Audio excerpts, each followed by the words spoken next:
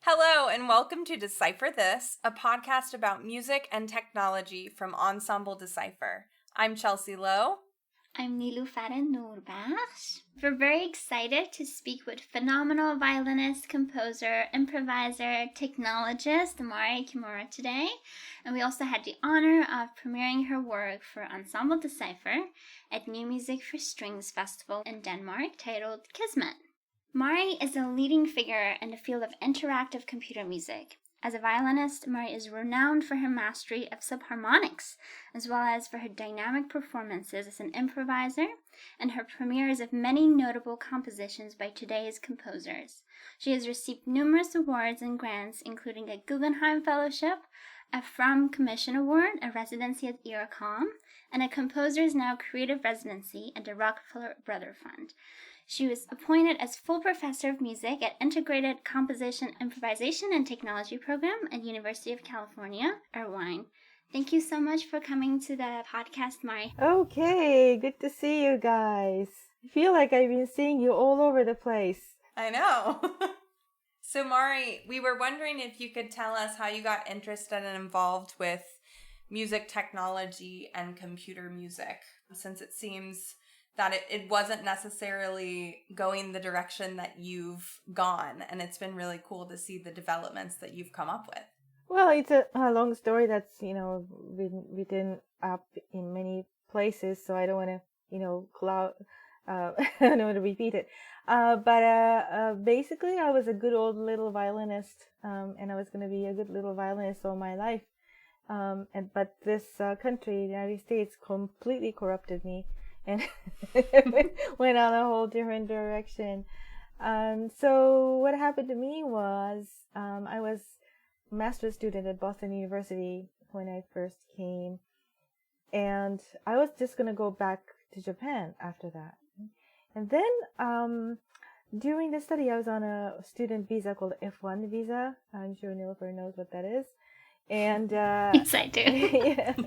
So my last semester at Boston University, I had to satisfy my number of credits that I had to take because I've tested out too many things. And the only thing that was available or never taken was something called electronic music, which I didn't know that existed before. And I just, it's like, oh yeah, why not? And I went in, and I was the only music major.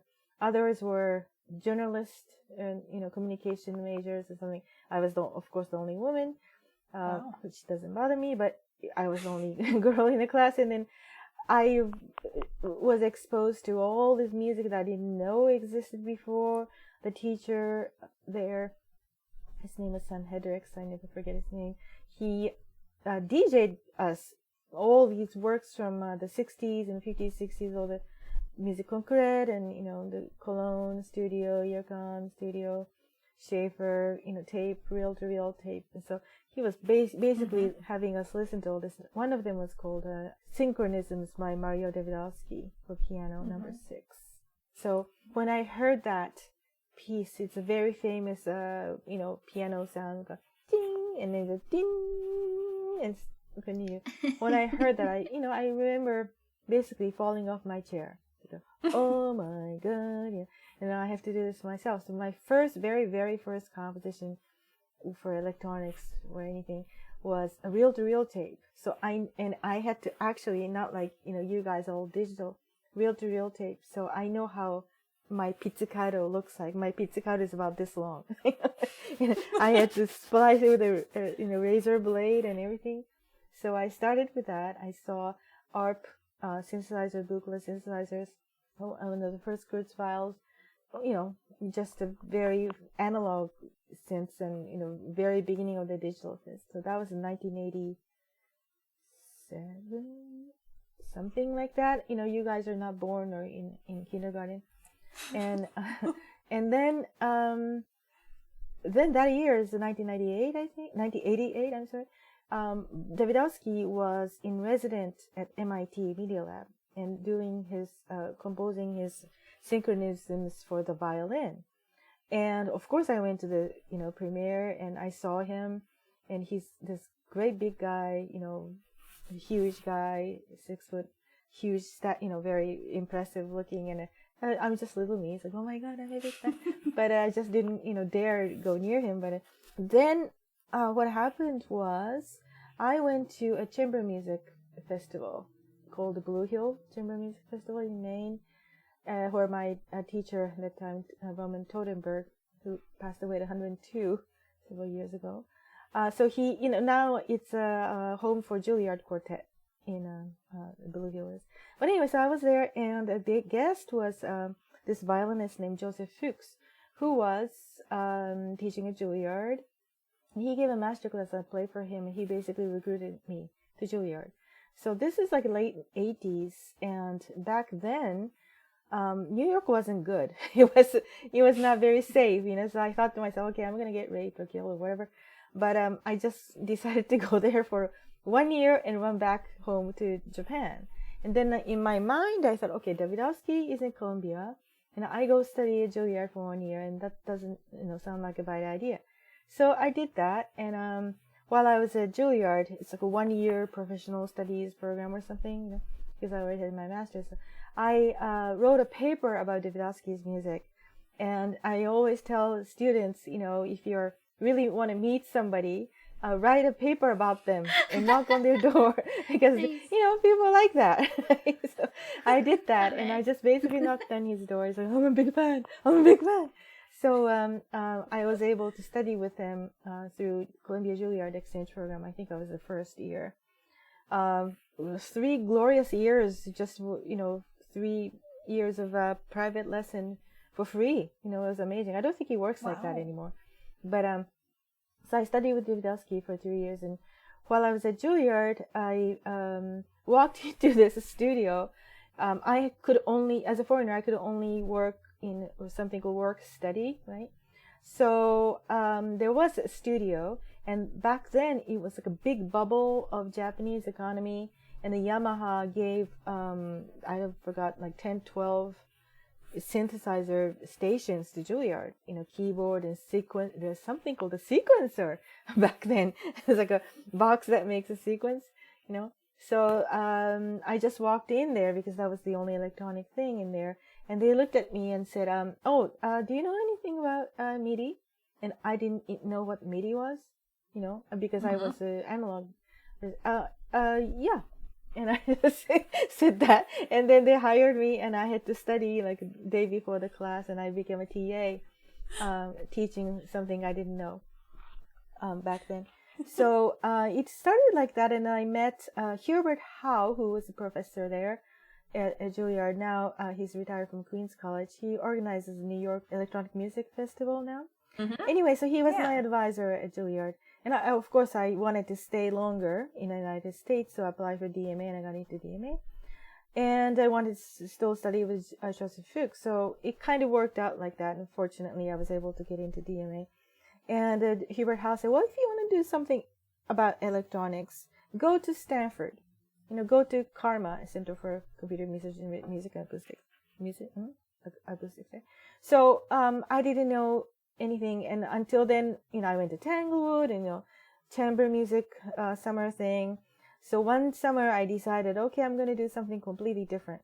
So I enrolled in the summer class at CARMA at Stanford and arrived, and that year, I think 1990 that was, Steve Jobs had something called the Next computer.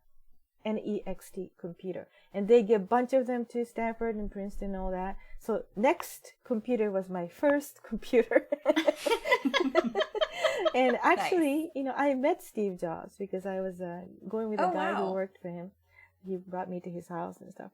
Anyway, so I went to Stanford for the summer session, and I listened to these people talk and sounded as if it's like a Uzbek or because I didn't understand a single word, and I didn't even know how to turn on the thing, because now, you have a power button on your laptop, but back then computers had power buttons, and Next computer had a key. So that was the first computer that had a key as a power button, I think. So I was like looking around, and where is the, how do you turn this thing on? And a guy sort of, in a t-shirt, casual guy just walked by and said, oh, it's this key. And that guy was a professor named Julius Smith, who built probably the, what is to become MSP and all that digital signal processing. He's the guy who made that. So he's the guy, right? It's like, wow. Julius just showed me where the button was. It was horrible, it's just terrible. I feel like an imbecile all the time. But that is the summer that I was introduced to technology like a pitch tracking. Somebody showed me a Zeta, MIDI violin. I never knew that the violin could be electronic. And so I was like, running around with my violin, and people look at me like, oh, who is this for? Of course, I think I was the only or one or two women in there.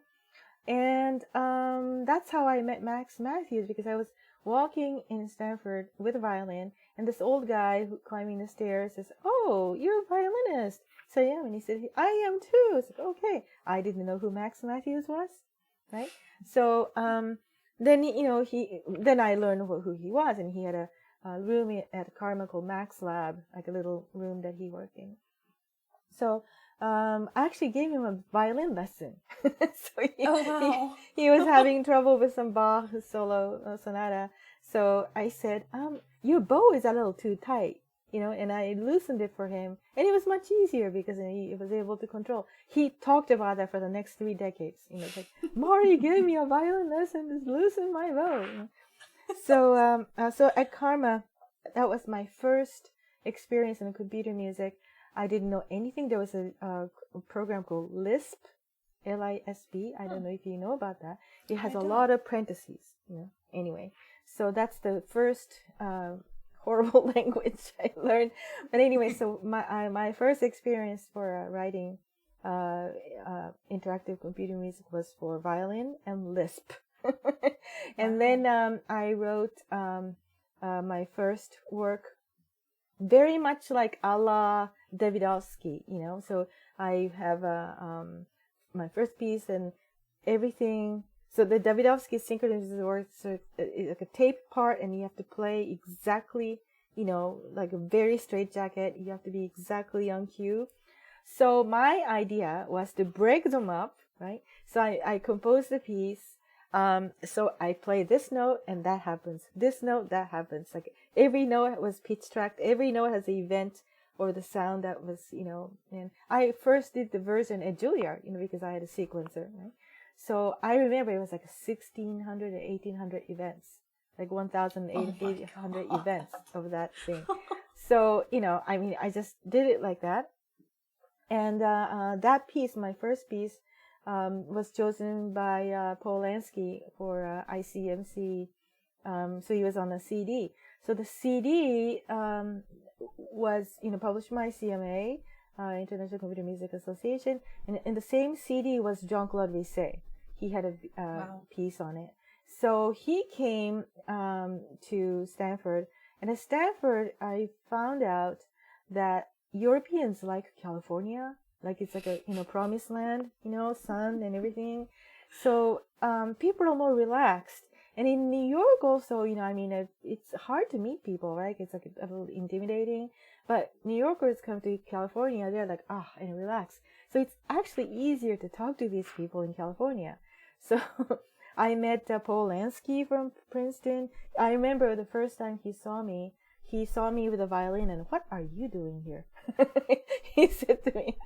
Ever since he was a very big supporter of mine. But anyway, so Paul Lansky, I met Jean-Claude Risset. I even met Ligeti, George Ligeti, and played for him. It was very funny because David Wessel, who was running CINMAT, Center for New Music and Audio Technology at Berkeley, he had invited Ligeti to come over, and I was kind of visiting Berkeley and Stanford like that. So he had some neural network, a new technology that he wanted to show Ligeti.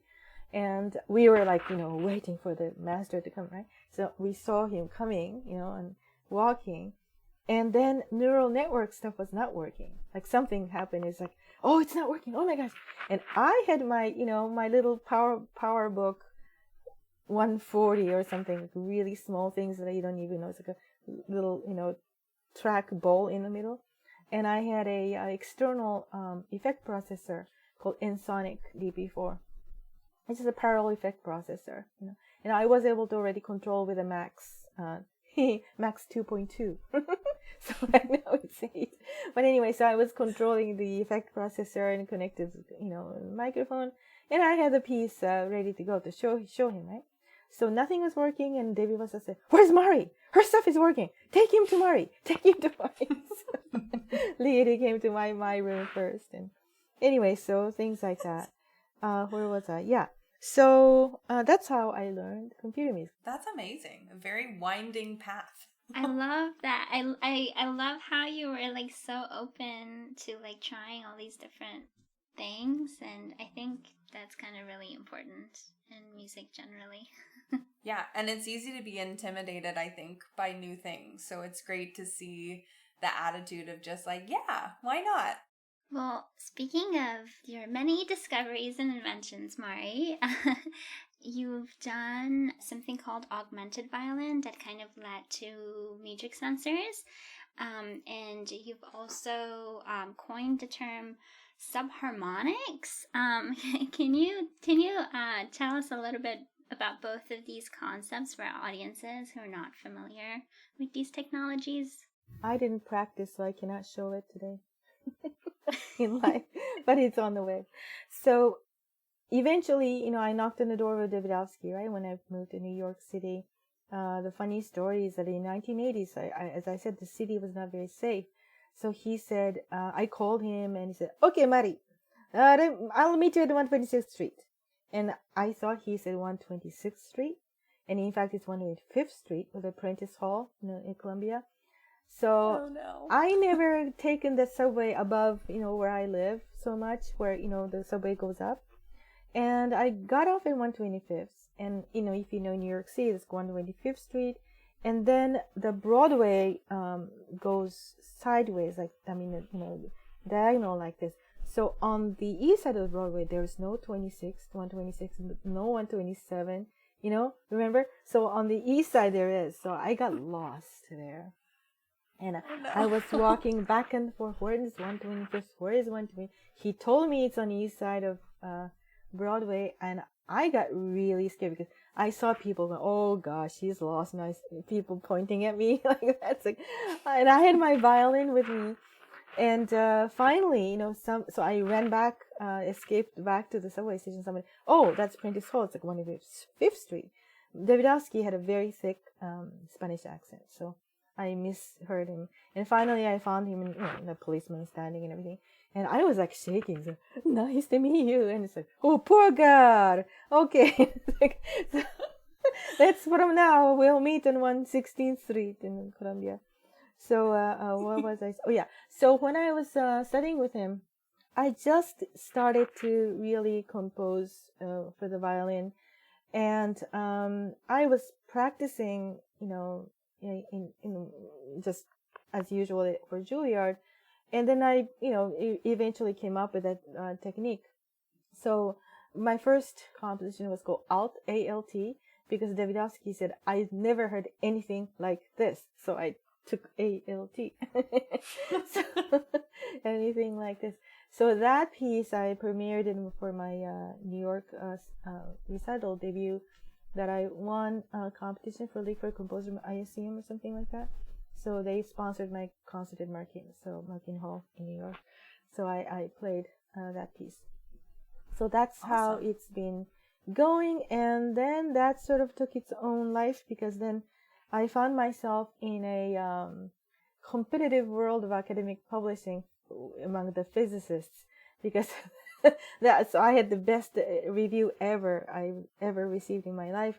So then the next day I got like 20 message on my answering machine. None of them were interested. No violinists were interested. Not many composers were interested, but physicists went crazy. Wow. Physicists went crazy. So interesting. Because I, disputed the Helmholtz, vibration. So So that, and then I got this phone call from a university somewhere, Iowa or something like that. We were supposed to publish that, but we're gonna, we're gonna publish a little earlier because you already, went on press and did all that. So then I had to, go to American Acoustical Society of America or something like that, like physics conference. So I went to physics conference, few of them, and wrote some papers and stuff like that. So that sort of is on that, that path that I'm not really involved with that. And I'm not that interested in how that works. I just want to know what else is possible. Right. So, I have I think I showed you in the subharmonic second, and I have a octave and fifth and third. So I think by the time I have my grandchildren, or maybe I'll have a subharmonic fourth, but maybe not. I don't know. There has to be. Amazing. Right? So that's the subharmonics. Augmented violin was a name given by Earcom. So augmented violin system was there a way to sort of do more of a beginning of the machine learning and augment itself. So it was not the device itself. Device was called modular music object (MO), and eventually they won a Gussman musical instrument competition with that. They showed in MoMA, things like that. So I was using that Earcom sensor for about 4 years, maybe. And then, the technology started to advance, and they, added more devices along with the accelerometer and gyroscope, and now magnetometer. So Adafruit, those, you can just solder something and you can just do it by yourself. So I started to do that with a collaborator, my really great longtime collaborator named Lyubov Borisov, who now teaches at Pratt Institute, graphic artist, video artist. So he and I came up with a name MUGIC, Musical User Gesture Interface Control is the acronym. But somebody said, "Oh, that's a mix between music and magic." And I said, "Yeah, sure, yeah, that's." But anyway, so I was told that when you're, putting out a device, gadgets like this, it's always good to have an acronym. So I'm keeping that acronym. So then what happened was, so I was using that commercial, version from Adafruit, soldered by Lyubov, and, doing that. And then I went to UCI. So I was using that, commercial version. Was the wires were exposed, and, it was really, I had to ask Lyubov to switch up for me. So one by one, right? So I was doing that for my summer festival, the Future Music Lab at Atlantic Music Festival. But then I started to get more and more requests. People want to buy them, and how do I get it? Of course, you can just get your component and do it yourself. But no, violinists would do that with their hands. So I thought to myself, well, this is going to be a problem. And then I went to UCI in 2017. The first thing I did was to go to this place called IT2, California Institute of Communication, and I'm completely messing up their acronym. But they construct devices for professors who want to invent something, so like medical devices and stuff. So I went there. So can we just design something so we can make them? So that's how I, for 2 years, I headed a multidisciplinary design program. It's called MDP program. Got some funding. And we actually designed the circuit board. And it's small because Adafruit one was like this big, I think, all together. They're taped with electric tape with a Wi-Fi module and the battery. It's really cumbersome. But now I wanted no exposed wire. I want just one switch, because the charging has been I lost 5 years of my life with the charging problem. So right now it looks like this, just whoops. Yeah, so it has a nice 3D printed casing, as small as possible. It's I'm working with a biomedical engineer who went to UCI, so he's my guy designing this, casing and stuff like that. So because I couldn't keep up switch chopping anymore. So 2018-19 we came up with this. In 1920 we manufactured it. We mean me. Thanks to UCI funding that I slowly stretched out because of the pandemic. So the PCB board is printed in Shenzhen, China, and I started to market this in the middle of a pandemic on Labor Day last year. So that's my journey. Phew. That's very cool. Yeah, congratulations. Yes. We were wondering if you could tell us a bit about your piece Eigenspace that uses this technology. Yes, so that piece was done in 2013, I think. It was right after Japanese Fukushima nuclear accident, and it was a really hard time for my family, my friends, and so I sort of that I had in mind. They were really heartbreaking where when the nuclear power leaks, the people around there are affected. So for Hiroshima, people who were exposed to the radiation back then, which includes my brother's mother-in-law.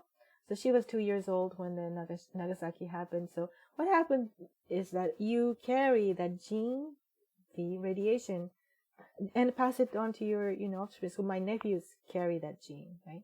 So people in Fukushima who were one of my Facebook friends, she just wrote a very heartbreaking poem about her baby daughter being exposed, and will she be able to have children? Will she be able to get married?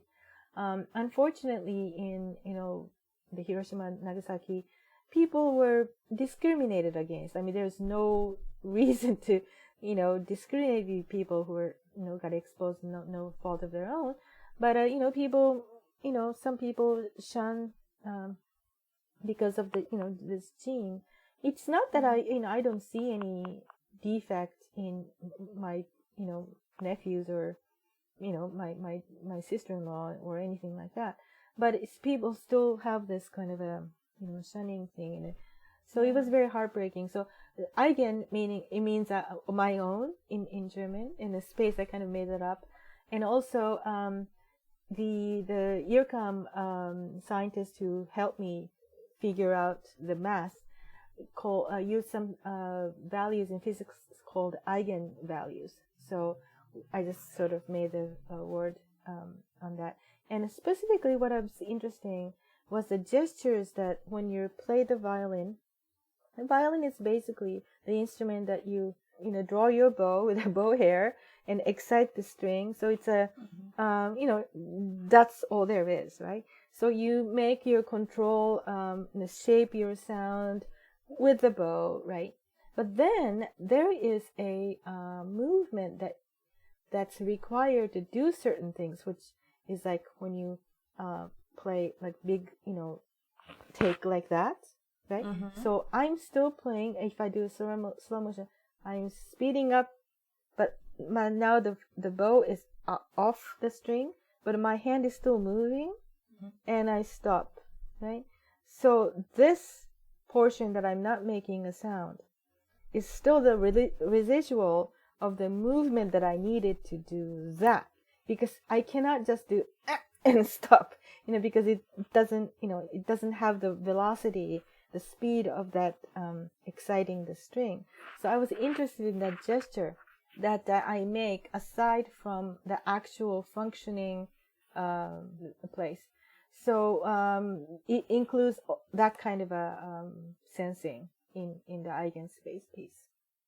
Mari, I'm curious, you're a violinist, you're a composer, you're an improviser, you're a technologist, and you've collaborated with physicists as well. And I mean, you've had so many collaborations across different disciplines, and you've actually mentioned this in a New York Times article that, you don't really appreciate this division of labor between composers and interpreters. Can you talk a little bit about how you see this division of labor in the new music scene today? And, do you advise people to kind of get out of their own spaces and do more of these collaborations? I think it's pretty much a personal choice. I have nothing against performers who just playing Beethoven all their lives. It's a wonderful thing. I have performer students at Juilliard. I'm still teaching Juilliard, and usually when they come to my class, especially I have to say string players, oh Mari, I don't know how to compose. I didn't take any music theory. I didn't take composition class. I don't know what to do. And then I always talk about this. Back in the days in the caveman era, there's a caveman with an enemy skull, and he was banging the skull to make music. And there was no caveman theorist before he did that. There was no caveman writing, he should bang it this way. So first there was a skull banging, and then there was a skull writer, So it's a horrible example. But what I'm saying is that when a performer wants to do composition, they already have an upper hand of knowing the instrument, like nobody else. They have learned all this literature of the instrument, so they have that sound in their head, musical phrasing, most importantly. So they know how the music should go, because music is an art of time, which I have to say, pencil and paper theorists might not have that unless they're performing themselves. And then they know how to manage themselves on stage, because play something on stage and play something in a room is a completely different thing. You must project, right? So they know how to project. So they have, all the elements in their arsenal already. So once I get that kind of a complex off their heads, it's very easy for performers to compose. And the fact is that performers always composed, before the 1900s. And violinists, made their name by Corelli, Vivaldi, everybody. This is my music. Here I play, right? So that's how it used to be. And the composers always, performed. So it's only in the last century that the composers stopped performing. Many of composers couldn't or didn't want to put themselves on stage as a performer, right? So it's nothing bad about that. It's just the one way of being. It's a personal choice, and I have no restriction in my mind that one should be this or one should be that. So we also wanted to ask you a little bit about this new piece that we actually had the pleasure of performing called Kismet, which uses these MUGIC sensors as well and deals with a lot of improvisation. And we will actually get to perform it again with you coming up in November, on November 18th, 8 p.m. at Roulette in New York City. For those of you around, feel free to come out. Should be a good time. But one thing I really enjoyed about this piece, it was like one of our first performances after this very, very long time of never seeing each other in person. And it is so physical, and it is so dependent on interaction, human and physical interaction. And gesture is just a huge thing. Physical gesture, the sound of the gesture that you're hearing with the sensors. And gesture just seems to be a huge driving force for you in all of your music and in performance. And I was just wondering if you could talk a bit about that along with your piece Kismet. Yeah, so after this year and a half of Zoom life, I was just so tired of laptop, life. And when I was told that you guys are laptop ensemble, I just didn't want you to look at the laptop. And I was, as you said, I wanted something physical, and you're going to be in person. So let's have them move around. Am I able to share a video? I want to show the Frisbee video, if that's possible. Is it available anywhere online? Yeah, it's not. No. Is it on your Instagram? Yes, it's in my Instagram. Do you want to share your handle, Mari, so people can check out what we're talking about? So, it's handle is Music Motion. Anyway, so first in the summer when I was writing the piece, planning the piece, I thought, okay, we're gonna have them throw Frisbee at each other, So I mounted on a Frisbee inside the sensor, and I was throwing, and then it was a crash landing somewhere in the room, and I thought to myself, okay, they're gonna kill me, because how if it hits audience head or light fixture or speaker or whatever, that's a bad idea. So then I put it inside a something to throw around. So I had children's old plush animal, like Angry Orange or whatever that was, and I stuck the music sensor inside, and I was tossing it around in my house, and it worked great, except it's a lithium battery, so the insulation in the plush animal made the sensor really hot. So I thought, oh no, this is not safe, you know. So so I was thinking, and then what am I gonna do? And I was just looking at my dog, and she had a little, transparent, like a rubber toy. So, aha! So I thought, first hers was like this small, and okay, so they can throw this around, but it doesn't really look good, So I ordered the bigger one, which is this one, because my head, So this, you can actually roll it around, and maybe roll on the ground or put it on the wall or throw up and down and stuff like that. And then, so it's like transparent, so I can put my finger in to charge and turn it on, and it doesn't heat. So it was perfect. So that's how I came up with that. And the name Kismet comes from like a fate or destiny or something like that. It's a loaded word, but I thought to myself, well, this is our destiny. We have to keep moving and do things, virus or delta or not. So that's the backstory.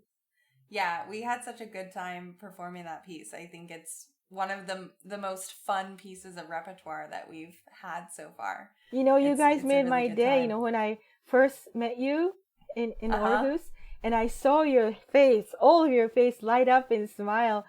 It just made my life. That was it. I could just pack up and leave. It was so wonderful. Amazing. Yeah, that was a really, really fun collaboration for us. Now we will listen to a bit of Kismet, but it's also a piece that is just so much fun to watch.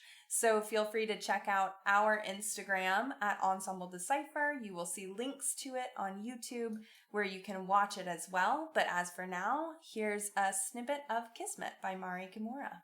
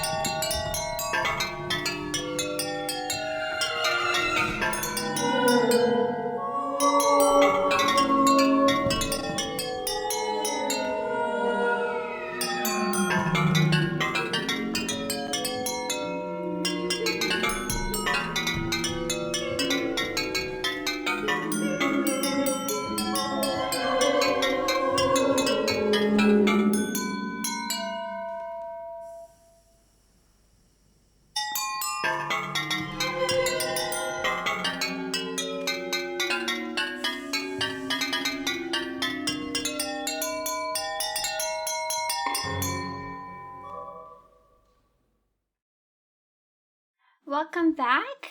That was a snippet of Kismet, composed by Mari Kimura, originally for Ensemble the Cypher, for premiere at MUGIC for Strings Festival in Denmark.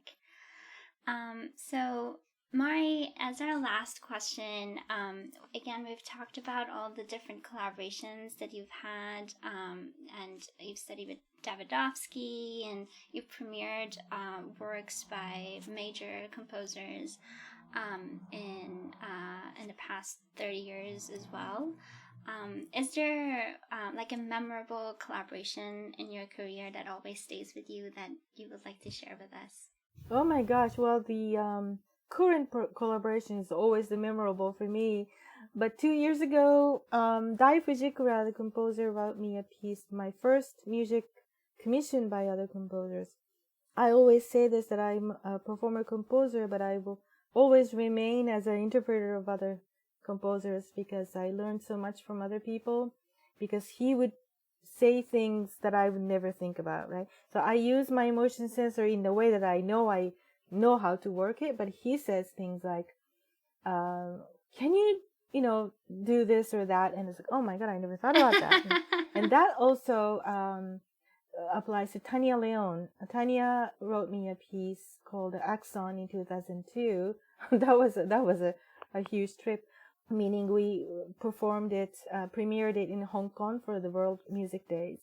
So she was also that way. Back then I didn't have a motion sensor, it was just a interactive audio.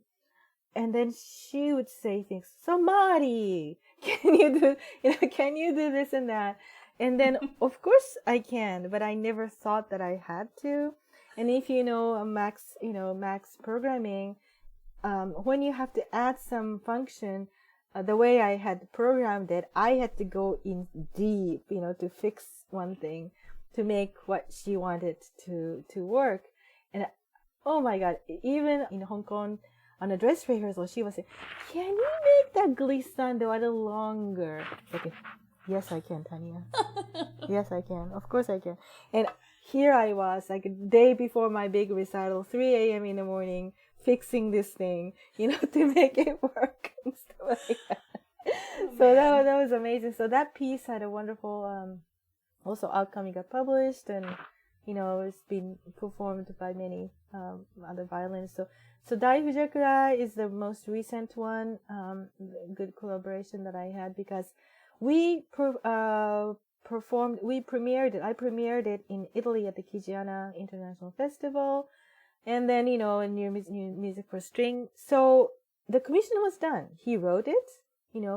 We paid. The money thing was all done. Premiere's done. It was canned, right? So that was it. But then the pandemic came, and he and I started, well, maybe we can, improve a little. So he basically kind of rewrote the entire thing. I mean, not the, entire thing, but he really reworked it. And we reworked it because I was stuck here in SoCal. He was stuck in England, in London. So we Skyped maybe 2-3 hours every day. Oh my God. For about 2-3 weeks. Wow. Really, Wow. seriously. So we worked it, and we tried it, and we tried it, and we tried it. So that's the only composer who did that kind of a revision after he's paid off. So that was a very very memorable one. Another one would be Eric Mo wrote me a piece for subharmonics with solo violin. It was so difficult that I thought, oh my God, because he would write these low notes so fast. It was things like this. And I would not write that for myself, because it's hard. But then the composer come in and said, Mari, can you do this? And I said, yes, Eric, I can. Then I had to practice. And then he actually made me a better player, because now I can do that, that kind of thing.